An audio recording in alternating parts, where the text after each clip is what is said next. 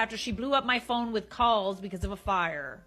Throw away because some of this made local news and I don't want it connecting back to me. I can see why. I work in a place where we are not allowed to have personal electronics on us at all. No phones, no smartwatches, no pagers. I've been working here for about 6 months, so my wife knows this and understands that she should try not to contact me by cell at work. Phones are dropped off in our lockers and I typically have mine on Do Not Disturb. Before this incident, my phone has never gone off in the locker before. Recently, there was a pretty big fire at a secondary work site that I do work at occasionally, but that day I was working at the main building. Local news covered the fire before I found out about it because, again, no electronics. Plus, the work we do isolates us a bit, so news travels pretty slowly. There were a few casualties, a lot of seriously injured folk. My wife had been watching the news from home and started freaking out. Yeah? I guess. What do you mean you guess? She thought you were in danger! I am the danger. She called me 20 freaking times. Oh, so sorry that she cares about you so much. Which, and I did not know this was possible, overrode my Do Not Disturb and my phone was ringing for a while in my locker. I find that rule at your workplace kind of concerning, especially if you work somewhere that could be high risk. That should change. In the middle of my shift, I got called into my manager's office and was chewed out and written up for my phone making so much noise. They told me to go take care of whatever it was making my phone go off before I went back to work. I won't lie, when I saw those 20 missed calls from my wife, I was pissed off. Like I said, she knows not to try to contact me directly, and a citation hurt my chances of getting a raise or promotion. Hey, but she thought you were in danger. I feel like this is an exception to the rule. Your boss should make an exception for this time. I called her back and she was sobbing and asking me if I was okay. I said of course I was okay and asked what the hell was wrong for her to call me so many times. She was crying and started talking about the fire. After that, I started half yelling at her about all the reasons it was dumb for her to call me. She deserves better than you, buddy. That's not good. Imagine being angry at someone that was worried about you being injured or dying. When I got home, she was super upset with me. I'm upset with you.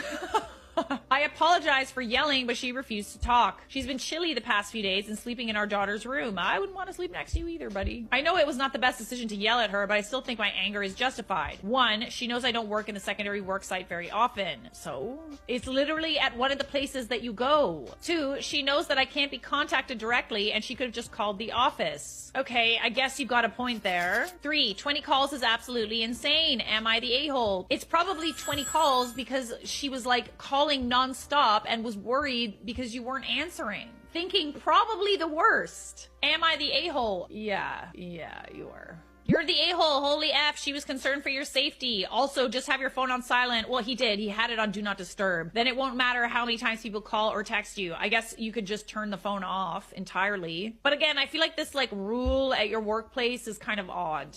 Especially when your safety is concerned. What if there was an emergency? What if she got in a car accident?